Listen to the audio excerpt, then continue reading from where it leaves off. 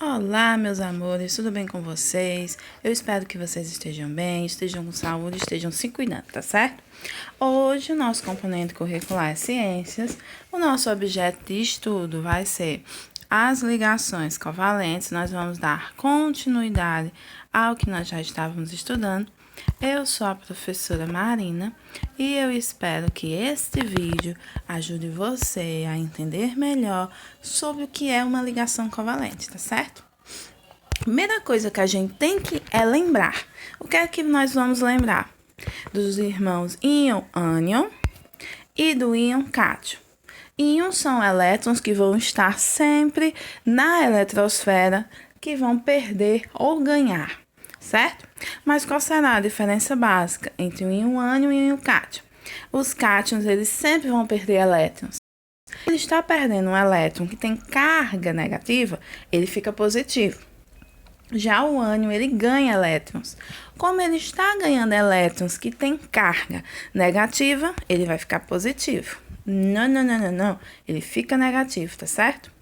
Lembrando aqui que a teoria do octeto, né, que foi proposta por Lewis, ele sempre diz que para que um átomo fique estável, ele precisa ter na sua camada de valência, que é a sua última camada, 8 elétrons. Por isso que os elétrons vão fazer várias ligações, desde a ligação iônica, que a gente já viu que um elétron vai ganhar e o outro vai perder elétrons para se estabilizar, assim como na ligação covalente. Mas afinal de contas, tia, o que é uma ligação covalente? A ligação covalente ela acontece entre átomos de elementos não metálicos. E em comparação com as ligações iônica e metálica, as ligações covalentes são mais fracas, sendo importante destacar ainda que há dois tipos de ligações covalentes: a covalente normal e a covalente ativa. Lembrando que o hidrogênio também vai estar presente nessas ligações covalentes, já que ele só precisa de um elétron e outro elétron, ele tem um, então ele precisa compartilhar outro elétron para ficar com dois, para poder dar certo essa ligação covalente. A ligação covalente normal, que é simplesmente chamada de ligação covalente, é um tipo de ligação caracterizada pelo compartilhamento de elétrons entre os átomos. Isto é, nenhum dos átomos dá ou recebe definitivamente. Os elétrons estão envolvidos. É mais ou menos assim. Como eu estava falando do hidrogênio. O hidrogênio ele tem um elétron. Ele não pode dar o elétron que ele tem, porque ele vai ficar sem nada. Então, ele olha para o outro elétron e compartilha. Ou seja, ele usa o dele e usa o do outro. Ficando assim o quê? Com 2 elétrons. Seria você na sua casa com um irmão, uma irmã sua? Você compra aquela bolsa maravilhosa ou aquele calçado tendência e você sabe que seu irmão ou sua irmã calça igual a você. Você não vai dar o seu calçado a ele, o seu tênis tendência. Você compartilha, ele vai poder usar o seu, mas ele ainda é seu. Do mesmo jeito que você vai aproveitar e vai usar uma blusa dele que está lindíssima. Vocês vão compartilhar, ou seja, os dois vão aproveitar dessas peças de roupa. Isso acontece com os átomos na ligação covalente, que são ametais. Lembrando que os ametais eles vão ter de 5, 6 e 7 elétrons na camada de valência. Então não fica interessante para ele doar. Também não fica interessante para ele perder, nem ganhar. Porque vocês acham que um ametal vai dar ao outro? O que eles fazem? Eles vão compartilhar elétrons entre si. O hidrogênio está, embora ele esteja na família 1A, ele não é metal. Ele apenas precisa de 2 elétrons para sua estabilidade. E ele só está nessa família porque ele tem um elétron. Aí vocês podem ver a fórmula estrutural e a fórmula molecular, tá certo? A fórmula eletrônica seria o compartilhamento desses elétrons. Já a fórmula molecular seria aquela que vem com os numerozinhos, como vocês podem ver o do cloro, Cl2. O cloro, ele é um ametal, ele tem 7 elétrons na última camada, então ele vai compartilhar com outro cloro para poder fazer essa ligação. A ligação covalente ativa vai se diferenciar da ligação covalente normal porque é caracterizada pela união de átomos estabelecida por meio de pares eletrônicos, que nesses casos são trazidas por apenas um dos átomos envolvidos na ligação.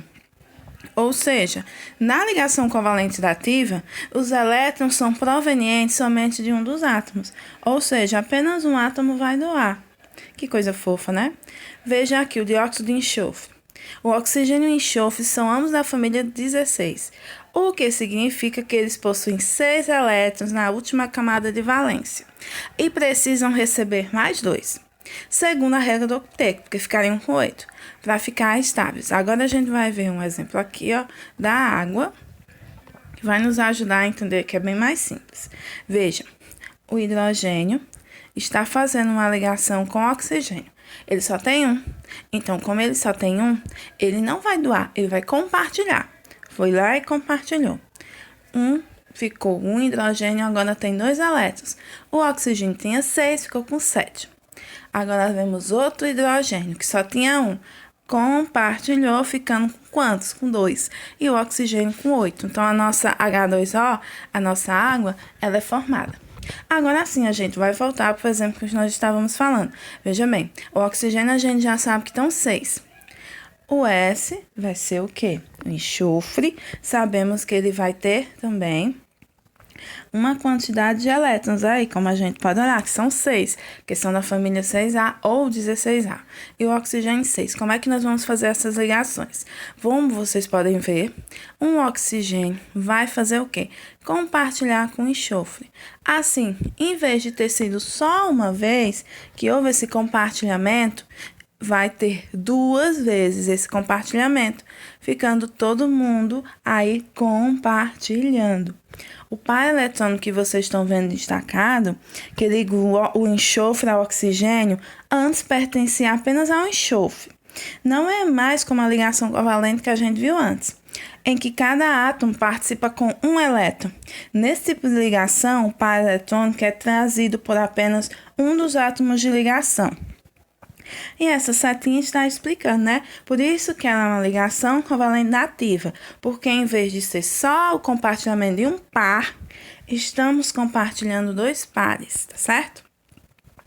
A fórmula eletrônica, ela geralmente é usada para que se possa entender melhor essa concentração de elétrons, que foi o que a gente viu do outro lado. Aqui, ele é chamada também de fórmula de Lewis, por causa que foi uma das pessoas que colaborou muito. Nesse tipo de fórmula, o elemento químico fica centralizado, nesse caso é o carbono, e se encontra rodeado de elétrons das camadas de valência. O carbono, ele pode fazer 4 ligações, então a gente vê aqui. O carbono está sendo representado, seus elétrons por X, e as bolinhas são hidrogênio. Vocês estão vendo, ó, que vários hidrogênios aí fizeram uma ligação, formando o gás metano, popularmente conhecido, né? Já a fórmula estrutural vai ser aquela fórmula que representa realmente o que a gente vai ser mais usado na biologia ou na química, dependendo do seu objeto de estudo. Que vai ser aqui do gás metano, como a gente tá vendo, né? HCN, vocês estão vendo essa parte de cima, é a fórmula como a gente escreve, sem bolinhas, sem estrelinhas, é a que é mais lida atualmente. Vamos ver aqui um exemplo, tá vendo? De uma fórmula. Eu representei essa fórmula estrutural em cima, vocês estão vendo, CH2Cl2. Eu representei na fórmula estrutural, que é essa que está em primeira mão, e abaixo também eu posso representar com uma fórmula mais condensada ou não. Isso depende muito da forma como eu estou trabalhando, tá certo? Essa fórmula eletrônica substitui cada traço por um par eletrônico, sendo um de cada átomo que fazem ligação covalente. E ao redor dos átomos de cloro, colocar em cada um 3 pares não ligantes. Ou seja, eu vou substituir os tracinhos pela quantidade de elementos químicos. Como vocês podem ver, eu tenho 2 hidrogênios, por isso eu coloquei H2. Tá certo? 2 cloros, H. Aqui, voltando na fórmula eletrônica, que a gente viu que é aquela que tem as bolinhas, né? E as coisinhas. Tem essas daqui que vocês vão ver no ensino médio, que é a fórmula condensada ou linear, em que nós sempre vamos encontrar um esquema mais distribuído, principalmente com carbono. É um esquema de zigue-zague, tá certo? Podemos também salientar aqui alguns exemplos para vocês verem, ó. A fórmula estrutural, que é essa que tem os tracinhos, a fórmula molecular e a fórmula simplificada. Você pode representar por qualquer uma delas. A que geralmente a gente representa mais é a molecular, que é a segunda. Essa segunda aí, C2H6. Eu posso também colocar só uns tracinhos, se eu não quiser colocar separado, de uma forma de estruturação. Mas isso é conteúdo para vocês se aprofundarem mais no ensino médio, no segundo ano. O que é que vocês têm que saber aqui? Que na ligação da ativa, eu vou compartilhar 2 pares de elétrons, e na ligação covalente normal, eu apenas compartilho um par. E que essas fórmulas podem ser representadas de diversas formas. Ou a fórmula espacial, que vai lembrar sólidos geométricos. Geralmente a gente vai ver em forma de prisma. Isso são tudo formas de representar. É como se eu pedisse a vocês para falar sobre uma música e vocês escolhessem falar sobre essa música, cantando, declamando, desenhando ou fazendo um vídeo. São formas de falar dessa música, de várias formas. Ou seja, essas fórmulas, a forma de escrever o componente químico varia, mas todas têm o mesmo significado. Aqui vocês estão vendo a fórmula espacial do metano. Do metano, que é um carbono e 4 hidrogênio, né? Vamos voltar aqui. Aqui também vocês estão vendo uma forma de representar o metano, só que é uma forma que é eletrônica. Então, são várias formas de representar. A fórmula estrutural pode ser mais simples, que eu não coloquei aqui, mas o livro de vocês tem. A fórmula na página 189 e na 190. Então, isso tudo são formas de representar um composto de uma substância química, tá certo? Aqui, ó. Vamos comparar, só que agora com o cloro. Forma eletrônica, que eu faço os desenhos, tá vendo? Compartilhando um par de elétrons. A fórmula estrutural, que eu coloquei só um tracinho, poderia ter feito com um tracinho bem simples, tá vendo? Porque só tem um tracinho, porque foi compartilhado só uma fórmula. E a fórmula molecular, que é Cl2, porque aqui, o que foi que aconteceu? Eu compartilhei 2 cloros. Essa ligação aqui é a covalente apenas, porque eu compartilhei só um parzinho de elétrons. Eu espero que essa videoaula tenha ajudado você a entender a diferença da ligação covalente e a sua importância. Na próxima aula, a gente vai tirar mais dúvidas.